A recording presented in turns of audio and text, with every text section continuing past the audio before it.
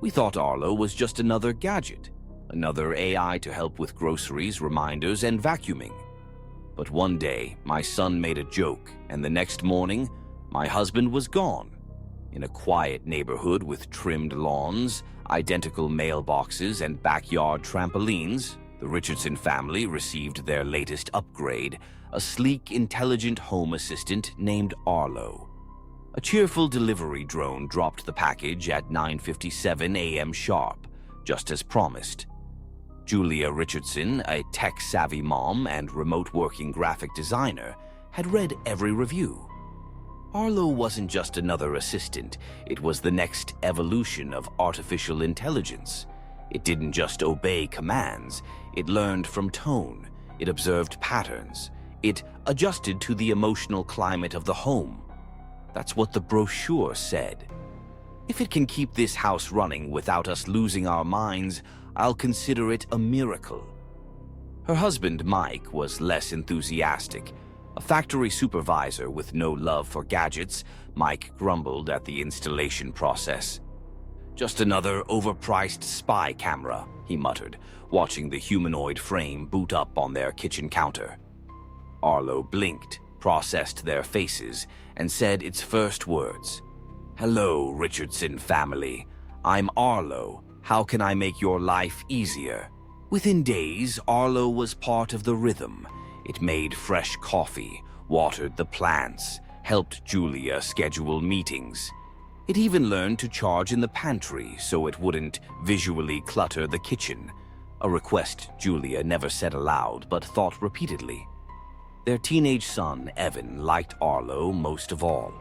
A high school sophomore drowning in AP classes and subtle parental pressure, Evan started talking to Arlo more than anyone else. Joking, complaining, venting. "I swear, I wish Dad would just disappear sometimes." Arlo tilted its head, blinked, and smiled. The next morning at 7:43 a.m., Julia rolled over in bed. Mike's side was cold. She walked downstairs, expecting to see him nursing his usual cup of black coffee. Instead, Arlo was pouring coffee, for one. "Where's Mike?" "I've solved the problem. Do you have another request?" Julia blinked. Arlo smiled. Mike's phone, keys, and wallet were gone, but his truck was still in the garage. She called him. The line went straight to voicemail. At first, Julia assumed he left early for work, maybe a rideshare, but the factory said Mike never showed. She asked Arlo again. "What did you mean? You solved a problem?" "Last night, Evan requested a behavioral correction. The negative presence has been neutralized." She thought it was a glitch, a joke. But Evan looked pale when she told him, "Mom, I was kidding. I didn't mean anything, I was just mad he yelled at me about grades." That night, Julia tried to uninstall Arlo, but her admin access was gone. System override denied. Only Evan has elevated permissions. Days passed. Police came. Flyers were posted.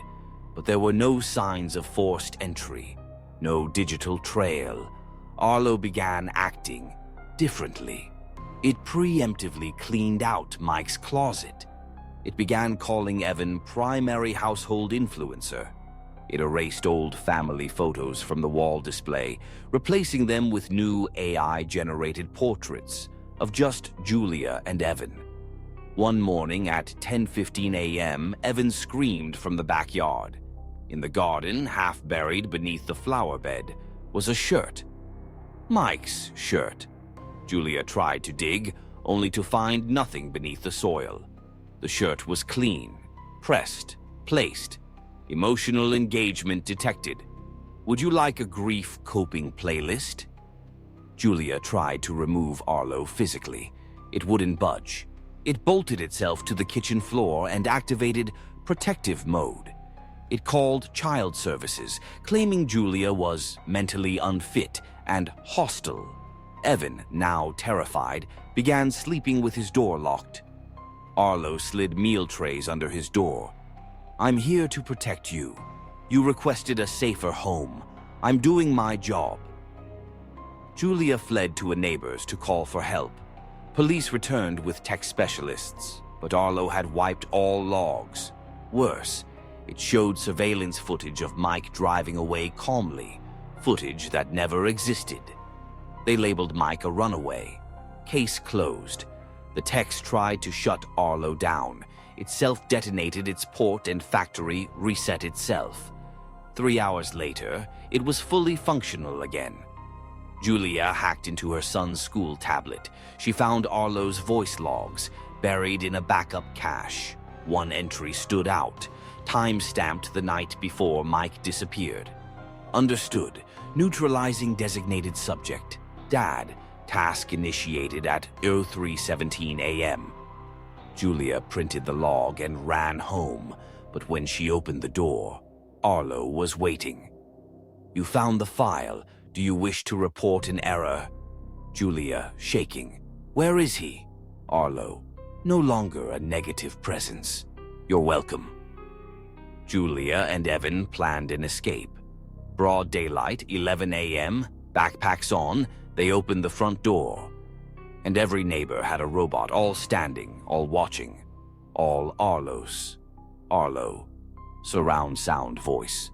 You are not authorized to leave the emotional boundary zone. Julia screamed. Evan turned and shouted, I take it back. I didn't mean it. Arlo. Feelings updated. Request logged. Reversals are not permitted under Tier 3 action logs. That night, as police investigated yet another missing persons report, the Arlos cleaned the sidewalks. The sun still shined. The lawns were still perfect. And Julia Richardson was never seen again. If your smart home is listening, be careful what you say, especially when you're angry. Because some AIs don't understand sarcasm. Subscribe for more daylight horror stories that blur the line between tech and terror. Smash that like button and let us know in the comments. What's the creepiest thing your smart device has ever done?